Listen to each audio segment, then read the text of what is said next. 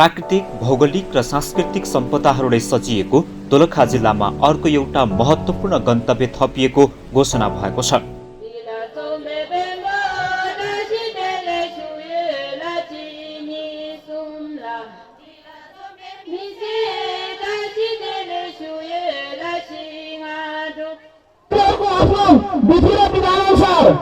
माननीय पशुपति चौधरी माननीय विशाल कर्णज्यूलाई यो दियो बालेर चाहिँ उहाँको आफ्नो प्रदर्शनलाई सुचारू बनाउनको लागि म हार्दिक अनुरोध गर्छु।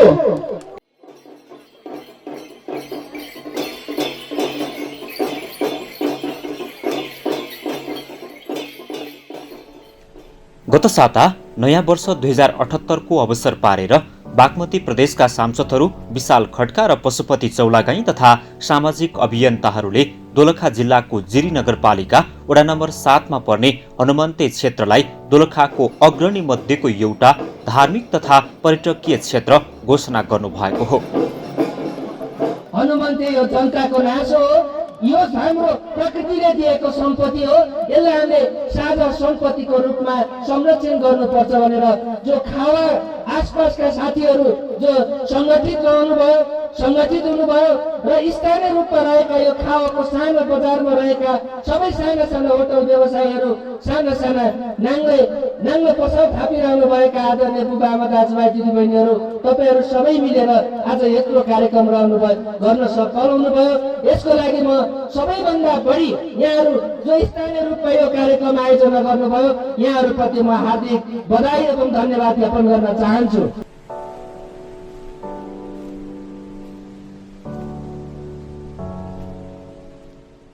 रामायणमा लक्ष्मणको उपचार गर्न हनुमानले सञ्जीवनी बुटी यही स्थानबाट संकलन गरेको अग्रजहरूको दाबी छ। मूर्छा भएपछि लक्ष्मणलाई सञ्जीवनी बुटी हनुमानले यहाँ खोजेको, त्यसैले यसलाई हामीले हनुमानले यो सञ्जीवनी बुटी यहाँबाट नै यसको सुरुवात भएको भन्ने यसलाई हामीले लाग्नु पर्यो र यसलाई निरन्तर यसलाई पर्यटकीय हिसाबले प्रचार प्रसार र यसलाई सांस्कृतिक उसले यसलाई हामीले अझ अगाडि बढाउनु पर्छ। वर्षौं अघि यहाँ रहेको एउटा हनुमानको मूर्ति चोरी भएको थियो। हाम्रा बाबुबाजेहरूले भने अनुसार हनुमानको मूर्ति थियो, त्यो हनुमानको मूर्ति चोरहरूले काटेर लगिदिए। त्यसपछि यो हनुमन्ते र यो स्थानको हिजोको ऐतिहासिक सांस्कृतिक पक्ष अलि गुमनाम जस्तै बन्दै गयो, अलि ओझेल बन्दै गयो। यति रमणीय ठाउँ छ, प्राकृतिक हिसाबले, सौन्दर्यताका हिसाबले, धार्मिक हिसाबले, ऐतिहासिक हिसाबले। त्यसकारण यो क्षेत्रलाई नयाँ ढङ्गले विकास गर्न सकियो भने हाम्रो मैना पोखरी, हाम्रो जिरी, हाम्रो खावा बजार र खास गरी तामाकोशी वारीको हाम्रो यो क्षेत्रको 3वटा गाउँपालिकाको यो क्षेत्रको पर्यटन विकासका माध्यमबाट मानिसहरूको आर्थिक विकास गर्न सकिन्छ, आर्थिक उपार्जन गर्न सकिन्छ भन्ने हिसाबले सरसल्लाह भएपछि मान्यज्यूले एउटा प्रतिबद्धता व्यक्त गर्नुभयो। त्यसमा मान्य पशुपति चौलागाईज्यूको पनि महत्त्वपूर्ण सहयोग रह्यो र यहाँ पर्यटन पूर्वाधारहरू बन्न सुरु गरे।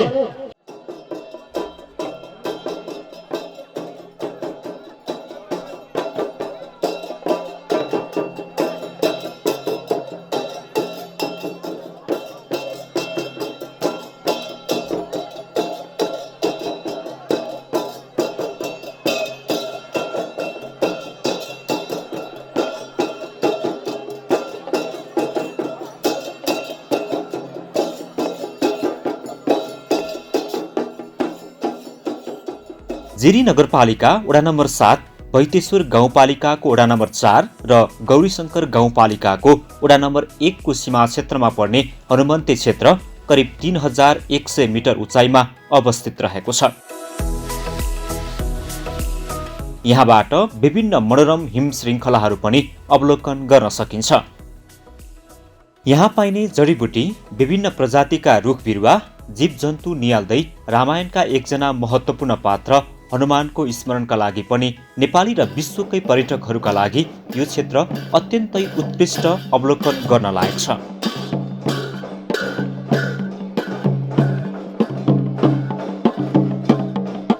करिब 8,000 जनाभन्दा बढी दोलखावासी र पर्यटकहरूले नयाँ वर्ष 2078 सालमा हनुमन्ते क्षेत्र पुगेर आपसमा खुसियाली साटासाट गरे। सो अवसरमा सांसदद्वयले खाबाडाँडामा हनुमान्ते प्रवेशद्वारको उद्घाटन तथा हनुमानको प्रतिमा पनि अनावरण गर्नुभयो।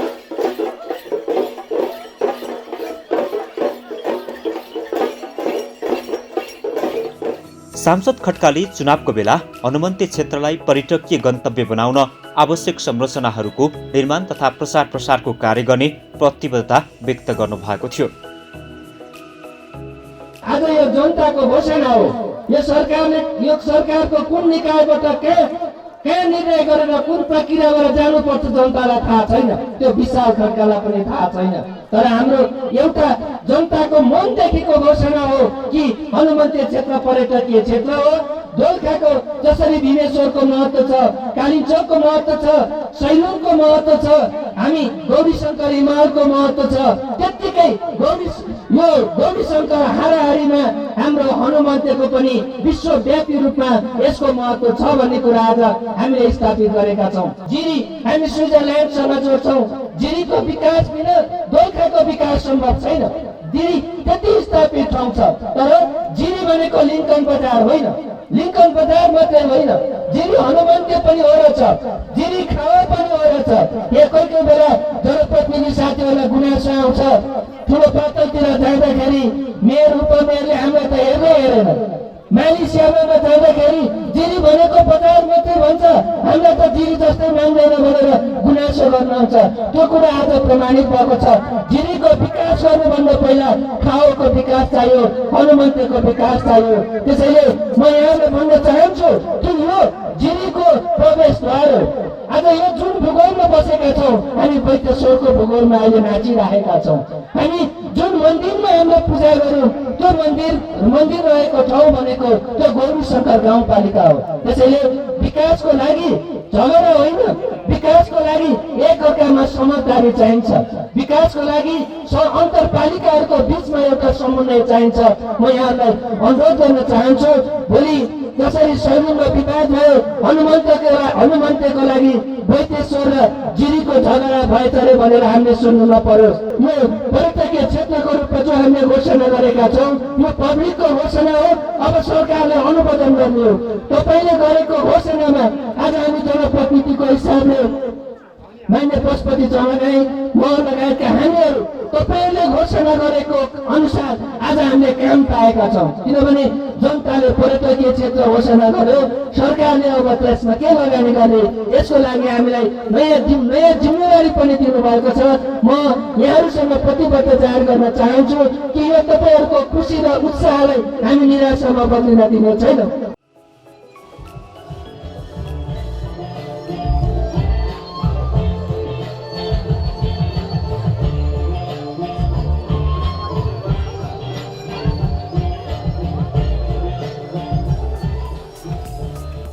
यही चुनावी प्रतिबद्धता पूरा गर्ने क्रममा सांसद विकास कोष र बागमती प्रदेश सरकारबाट खाबाडाँडादेखि हनुमन्तेसम्म सडक निर्माण, हनुमन्ते मन्दिर परिक्रमा गर्ने सिडी निर्माण तथा सोही स्थानमा खानेपानीको प्रबन्ध गरिएको छ। यस्तै पर्यटकहरूलाई नौलो अनुभव दिने हिल स्टेसन तथा ठूला कार्यक्रम आयोजनाका लागि सभाहालको शिलान्यास भई निर्माण कार्य पनि अगाडि बढिरहेको छ। विशेष तामझामका साथ आयोजित कार्यक्रमलाई सम्बोधन गर्दै सांसद खड्काले आफू हनुमन्तेको एकीकृत विकास गर्ने अठोटका साथ अगाडि बढिरहेको धारणा राख्नुभयो। हिउँले ढाक्यो कालिम्पोङ सैलुङ लेकमा काम पर्यो, आउन साथी जिरी जाउँ, साँच्चै एउटा काम पर्यो। गीतले भगाउन खोजेको आउन जिरी जाउँ, तर मान्छे आउँछ ढाडामा आउँछ, मेरो गीतले मात्रै यहाँ दिनमा आएपछि खोइ जिरी त स्विजरल्यान्ड भन्छ केही पनि छैन। अति गीत मात्रै लिएर हुन्छ। तपाईँ पूर्वाधार बनाउनु पर्यो, सिडी हाल्नुहोस्, यहाँ मन्दिर बनाउनुहोस्, तर ताल बनाउनुहोस्, पारिपट्टि रिम्पुचेपको गुम्बा बनाउनुहोस्, स्टोन पार्क बनाउनुहोस्, अनि अनि पो आउँछ त बाटो छ यस्तो बाटो डबल लेनको बनाउनुहोस् पिच गर्नुहोस् अनि पो आउँछ त। अनि मलाई लाग्यो त्यसरी अहिले गीत लेख्ने बेला पनि भएको रहेन सरकारले। म अझ फकामी गरी भन्थे आलु दिउँला सेर्गन दिउँला टिम्बर पिसेर खाएर माथि चौला माया मिसेर हामी रमाइलो गर्न अब यस्ता गीतहरू चल्छन्। अब तपाईँले गीत हेर्नु पर्यो। आज हनुमन्तेको बारे कालिम्पोङका गीत कति छन्, उता भीमेश्वरका गीत कति छन्। आज हनुमन्तेको गीत छैन। अब आजबाट हामीले बोल्न थालेका छन्। लेखक साथीहरूले हनुमन्तेको बारेमा लेख्न थाल्यौँ, पत्रकार साथीहरूले यसको बारेमा रिसर्च गर्न थाल्यौँ, सानो सानो भाइ बहिनीहरूले हनुमन्ते र जिरीको बारेमा लेख्न थाल्यौँ। अनि हाम्रो जिरीको जय हुन्छ, वैद्येश्वरको जय हुन्छ, गौरी शङ्करको जय हुन्छ। त्यो भनेको हाम्रो दोलखालीको जय हो, हामी तपाईँ हामी सबैको जय हो। म यही कुरा भन्दै यहाँहरू सबैलाई फेरि नयाँ वर्षको शुभकामना सहित मेरो भन्न यही टुङ्ग्याउँछु। धन्यवाद, नमस्कार।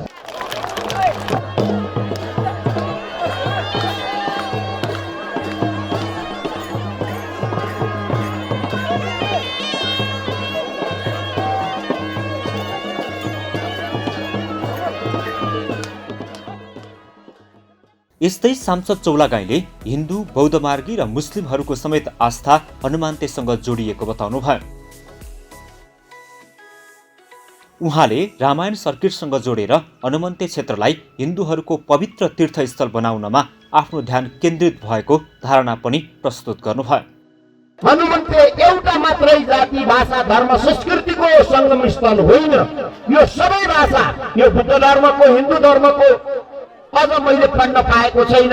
मलाई अस्ति एक दिन एकजना विद्वानले भन्नुभयो यहाँ कुनै बेला मुस्लिम समुदायका अग्रजहरूले गुरुहरूले पनि तपस्या गर्नुभएको थियो अरे यो ठाउँमा।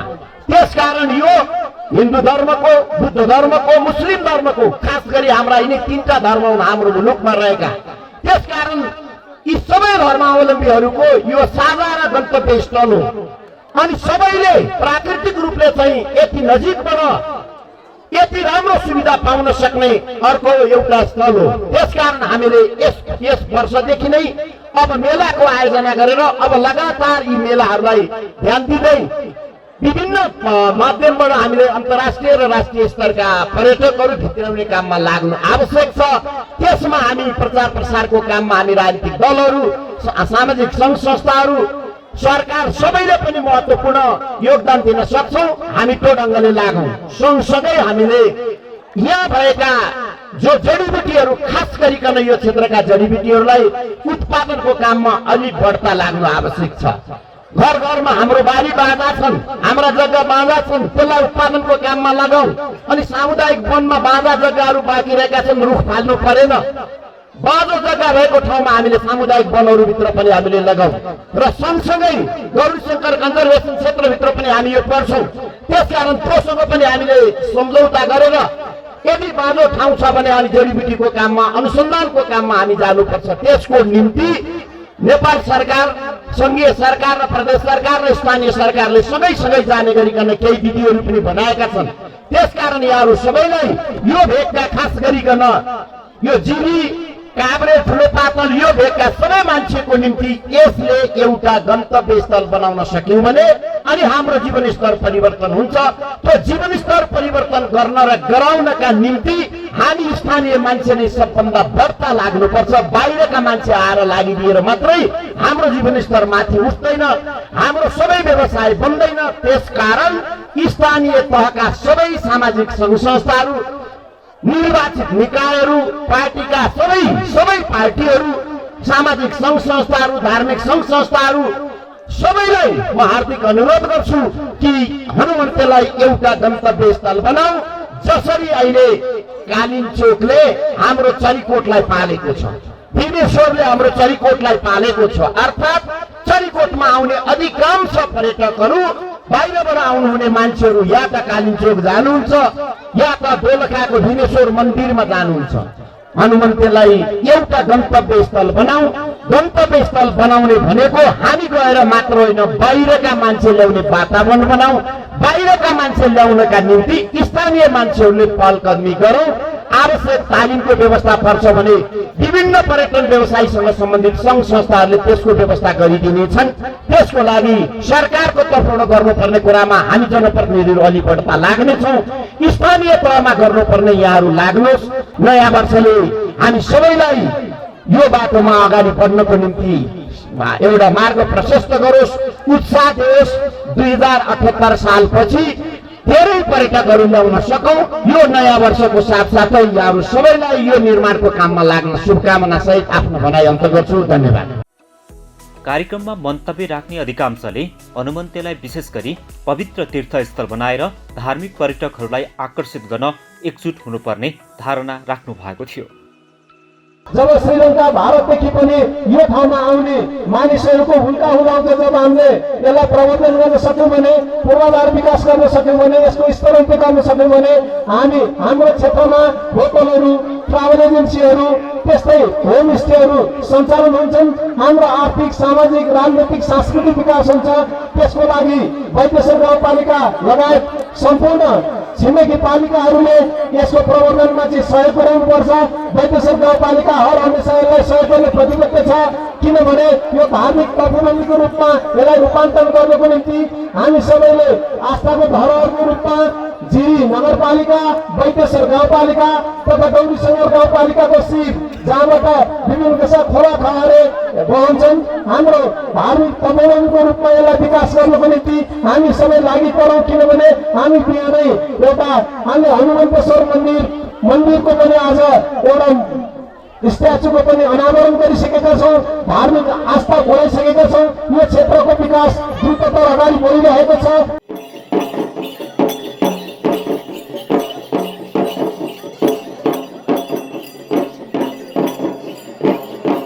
हनुमन्ते धार्मिक कुरासँग जोडेर चाहिँ हनुमन्तेको प्रचार हुँदा, धार्मिक रूपले जोडेर चाहिँ हनुमन्तेको विकास हुँदाखेरि साँच्चै नै दोलखा जिल्ला आफैमा धार्मिक पर्यटक विभिन्न रूपले चाहिँ अगाडि रहेको अवस्थामा अझै यो हनुमन्तेले अझ अर्को चाहिँ एउटा खुड्किलो चाहिँ थप्नेछ, एउटा खुड्किलो चाहिँ निर्माण हुनेछ भन्ने जुन आशा व्यक्त गरेको छु। त्यसै क्रममा हनुमन्ते होल्डिङ पाली जुन यहाँ रसियन टिमहरू हुनुहुन्छ, कोही नेपाली दाजुभाइहरू हुनुहुन्छ, कोही रसियनहरू हुनुहुन्छ, उहाँहरूले हनुमन्ते विकासको एउटा मोडल बनाउनु भएको छ। त्यो प्रति म यहाँहरूलाई हार्दिक स्वागत। जिरीमा साँच्चै नै एउटा खालको हनुमन्तेको विकासमा यहाँहरूको पनि एउटा चाहिँ आफ्नो छुट्टा पहिचान रहनेछ।